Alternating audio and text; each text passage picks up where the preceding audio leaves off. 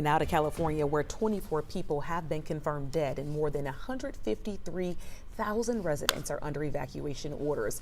Right now, firefighters and National Guard members, they're still working to get the fires under control. This is an inside look from a National Guard plane dropping a line of fire retardant on the Palisades fire. At last check, only 13% of that fire was contained. The Eaton wildfire is about 27% contained. On Sunday, county leaders say their next big concern are the strong winds coming back this week. I want to reassure you that your LEFD, all of our regional partners, every single agency that has come from up and down this state and outside of the state, we are ready. Mayor Bass, Chief McDonald, myself, our city leaders are fully committed to ensure that we're ready for this next event.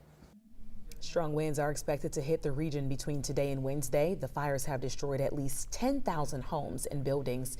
Coming up on the Today Show, continue coverage on the LA fires, including some powerful acts of kindness as the community comes together to help one another amid the devastating loss. Those stories and more coming up all new on Today. Good morning, Chesley.